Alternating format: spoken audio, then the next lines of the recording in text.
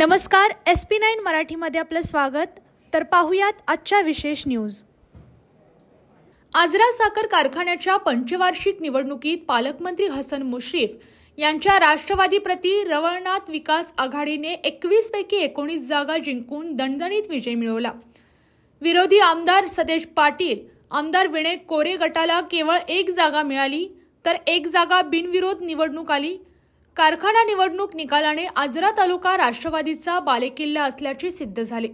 सभासदांनी विद्यमान 6, माजी 2 संचालकांसह 13 नवीन चेहऱ्यांना संधी दिली।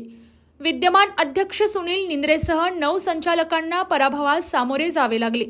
कारखाना निवडणुकीत विद्यमान अध्यक्ष पराभूत होण्याची ही तिसरी वेळ आहे। ब वर्गातील फेर मतमोजणीत अशोक तरडेकर विजयी, तर नामदेव नार्वेकर यांचा 14 मतांनी पराभव झाला।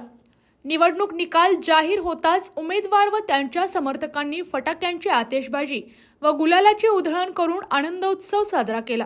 आजरा, उत्तूर, मडिलगे, भादवण, सरोळी, किने, कानोली यासह उमेदवारांच्या गावात रात्री उशिरापर्यंत विजयी मिरवणुका सुरू होत्या। निवडणूक निर्णय अधिकारी म्हणून गोपाळ मावळे, सहाय्यक निवडणूक निर्णय अधिकारी म्हणून अमित गराडे, सूरज येजरे यांनी काम पाहिले।